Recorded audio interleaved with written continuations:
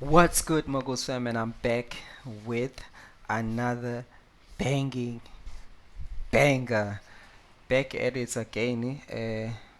Ngizonikeza namhlanje a very interesting topic. Topic nje interesting ngalendlela ongazi uyibona, especially for laba bakwi-channel for the first time or even the old members that have been there since day one. Ngiyani appreciate kakhulu bafethu. I truly appreciate ukusubscribe kule channel. Namhlanje into engizoyenza ukuthi it's title yami engizoyenza namhlanje, it's about ama candlesticks patterns. So ukuthi izona ama candlesticks awu-5 top 5 candlesticks ekufanele umuntu oqalayo or oyi-beginner awazi. So before nje ngize ngenze anything else, ngizoqala ngokuthi ngibuze lo mbuzo ukuthi iyini candlestick? Candlestick imuphi umsebenzi wayo kahle kahle? Yini nje kahle kahle size siliwe siyixaka sile sikhuluma indaba ama candlesticks. So ngivule lana kwi-website ukuthi ngenzele ukuthi sikwazi ukuthi sithole i-definition yayo, incazelo. So ithi lento, i-candlestick is a graphical representation used in financial charts to illustrate ama-price movement over a specific time period. So ngingaze ngifake isilungu kakhulu, kahle kahle i-candlestick bethu it's actually like i-format ye-line. It's like a line because ihlukene kaningi indlela yokuthi ukwazi ukubona i-graph. So i-candlestick is one of the types yabo yalawo malona for i-graph, for ukuthi ukwazi u-understand i-graph, but nje yona i-visual representation of i-price action ukuthi mawukuthi i-price yanyuka noma iyehla. So mangithi visual yenzela ukuthi sikwazi ukubona ukuthi kahle kahle i-market iyanyuka noma iyehla. Mase kuthi ke kwi-candlesticks kunamalona awu-4, kunama-parts awu-4 asuke kuyona, and njengoba ubona laphayana i-candlesticks eyodwa isuke inama-parts awu-4. Okokuqala i-open, i-high, i-low ne-close. So loko okuchaza ukuthi mawukuthi mhlawumbe ivulekile isuke kanjani, noma iyakuvala noma iyavula, ivula phezulu noma ivula ezansi, yayibona lona. So basuke bechaza yona lo candlestick ukuthi mekuba khona uline mhlambe mhlambe lese oyi-resistance, yabo. Mangithi resistance usungaphezulu, makuthiwa nje leyo price leyo i-candlestick maya breaka yona ifanele enzani mayi-break, kufanele i-close ngaphezulu kwalo line we-resistance. So leyo nto leyo ikunikeza indication ukuthi okay, shuthi i-market manje iya bullish. Mangithi bullish isuke iya phezulu. Then mase kuba khona lama-parts awu-2 ke engifisa ukuthi ilo ngiwaveze la ukuthi uyibona kanjani ilo mawukuthi iya bullish noma mawukuthi iya bearish, because u-bullish uchaza uphezulu as bullish candlestick, candlestick.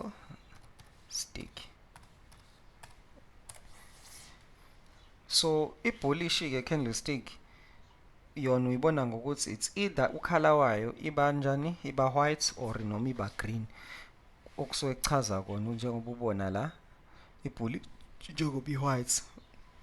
Masuthi i-bearish kusuke kuchaza about ukushona phansi, which is going down, which is u-black and or u-red, which is okubomvu, njengoba ubona la ukuthi this is for bearish candlesticks and this is for bullish candlesticks, yabo. Kudependa ngokuthi ke uyisethe kanjani ke lona yakho i-markets platform trading platform yakho, cause uma trading view iyona platform engijwayele ukuyisebenzisa mina yabo. So then ke mase sizama ukuthi ke siyolona. Okay, before ngize ngiye kulama top 5 patterns ama candlesticks, ngisafuna ukuthi ngihambe ngiyonitshengisa from i-trading view ukuthi injani lo. Sorry about that. Singene ku-trading view.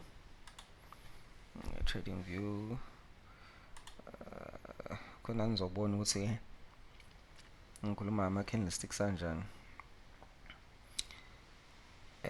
Kuney'ndlela ey'hlukahlukene ke la.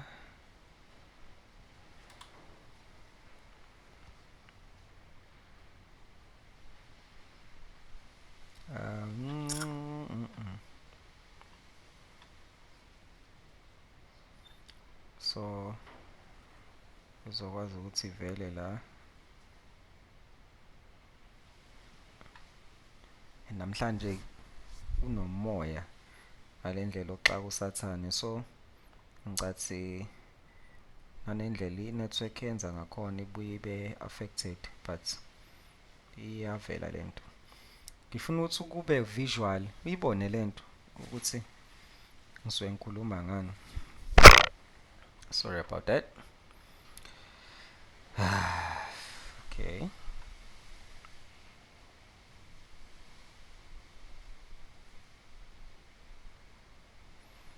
Nazo siziveze la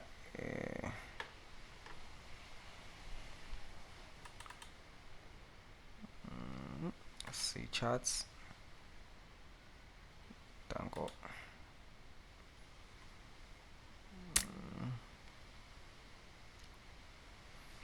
Nazo finally okay, this is Nasdaq, but ke unganaki lo ipair. Ngifuna unake i-candlestick. So la bekuyi 1 minute le ebengivulile. Sorry. Yeah, so this is our candlestick le. Let me try to find the highlights. Nine candlestick, one candlestick, iyona candlestick ke le. So depending ukuthi mhlambe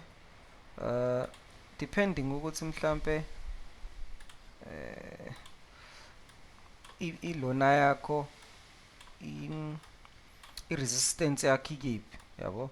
For instance njengoba ubona la, this was ama resistance la, touch 1, as much as here it broke through, sorry about that, it broke through and then yabuya shuthi la yenze i-fake out, it was faking out i-breakout, so yabuyela back to this, yabuya down and then it went out. So lento yenziswa ukuthi shuthi it wanted to give false hope to laba abazobe bebuy, so that ezokwazi ukuthi i-broke i-benefit.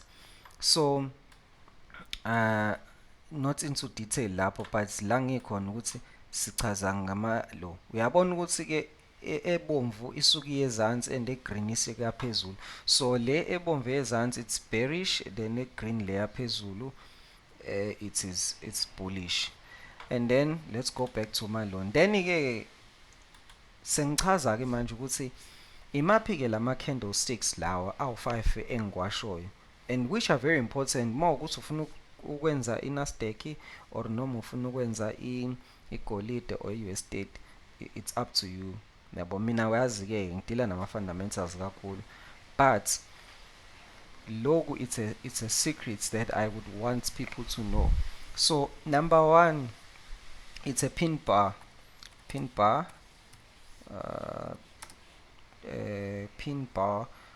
stick, asisho nje candlestick ukuze uzoyibona ukuthi ime kanjani.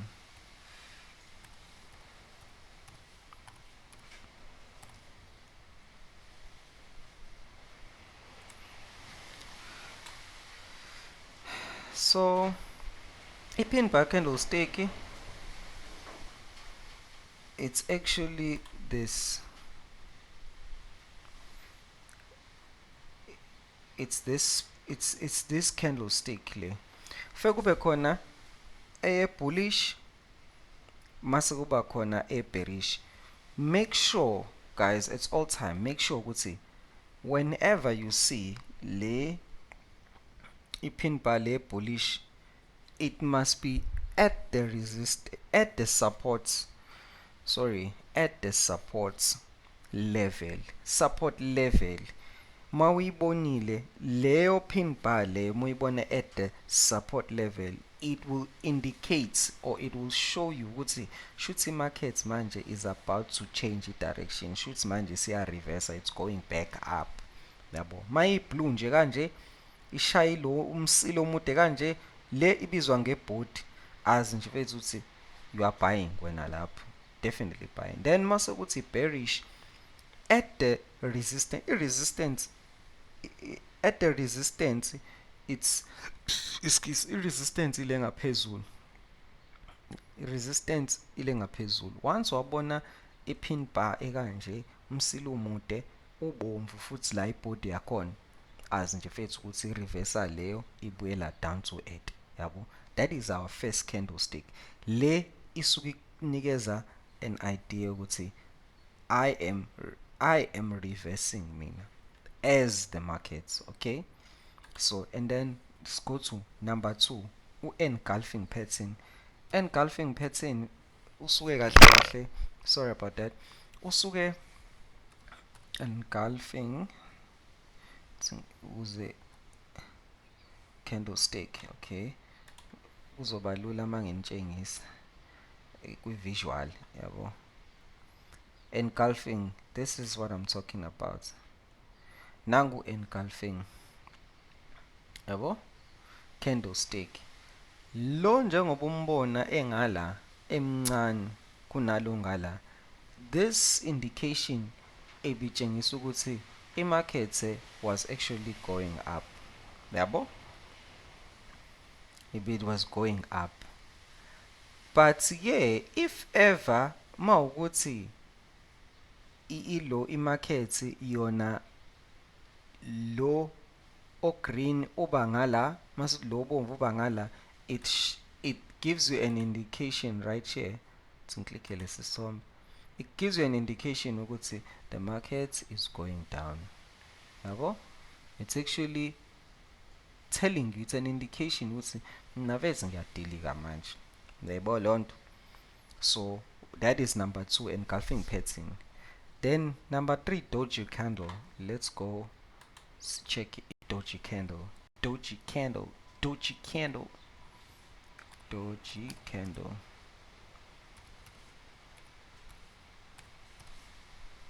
Candlestick.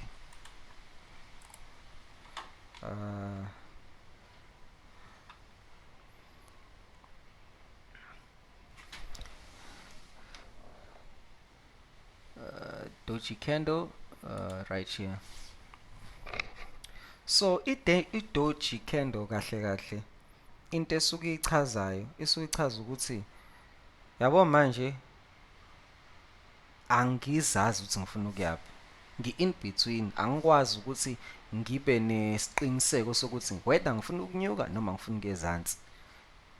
Lento le futhi nakhona uyibona either in between i-supports ne-resistance, or noma uyibona at the bottom of the support or at the resistance of ilo up like ngaphezulu, which is resistance level.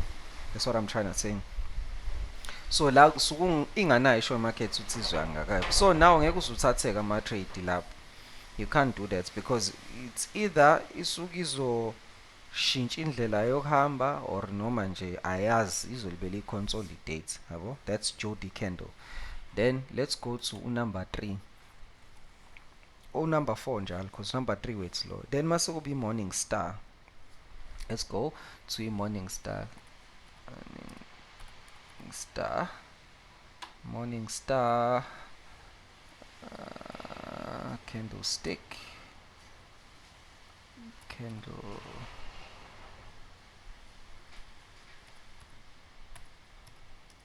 stick pattern, yeah, candlestick pattern. So i-morning star yona-ke ikanje. It's so crazy though. So i-morning star ikanje kusuke kuwukuthi in between kusuke kunama candlesticks ama-2 mase kuthi kuba khona lo yedwa olapha ezansi, yabo, olapha ezansi, yabo, that is a morning star. So yona-ke nayo isuke ichaza kona i-reversal for ukubuy, yabo, it's a bullish reversal. Powerful, very powerful. And then okwesithathu, okwesihlanu njalo, okugcina, which is the evening star manje, which is the opposite of the one that we were just looking at right now. Evening star, evening star candle. So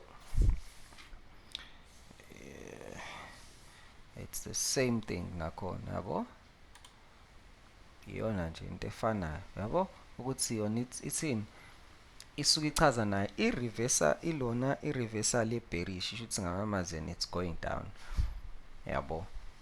So iwona ama-candlesticks ethu-ke lawo awu-5 engisuke ngikhuluma ngawo mawukuthi you are trading lama what is this thing, lama currencies, especially gold ne Nasdaq ne USD. With regards to ama currencies, are right ama currencies bafethu, it's just that sometimes athatha long to materialize, yabo. Angisho kodwa ukuthi bani-greedy, that's one thing I can tell you. I-market nje kumele uyi-respect-e, wehlise umoya, wazi nje ukuthi yazini ngehlisa umoya, I'm learning lento, and mase ngiyazi futhi ube disciplined, yabo. And then emva kaloko-ke, after knowing these candlesticks, kunezinto-ke engifisa ukuthi-ke nizi-understand ukuthi zisetshenziswa kanjani. Make sure ukuthi lama candlesticks uwasebenzisa kuma-supports noma kwi-resistance or kwi-trend kuphela. Ungawa-trade ehamba wodwa nje qekelele. Kufanele abe at a certain point level, yabo, ukuze ukwazi ukuwasebenzisa. Nayibo lona? Usebenzisa ama-time frame amakhulu futhi, like 15 minutes, 1 hour, and no 4 hours, yayibo lona. And then emva kaloko wenze sure ukuthi nizama ukuwa practice ukuthi niwa sport, yabo, practice nje nithi nikwa sport. Mangiqale ngicheck la, ngibona ukuthi khona yini engingakunikeza yona as an example, yabo, ukuze ukwazi ukubona. For instance, nansi yokuqala, yabo, ukuthi la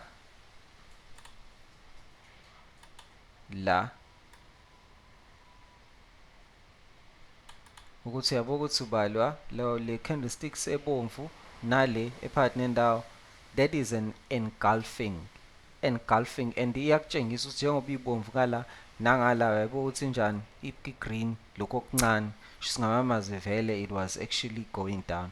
The reason why it's at the resistance, njengoba ubona la ukuthi this is a resistance. Mawuthi ngisuse la manje into iyangididisa,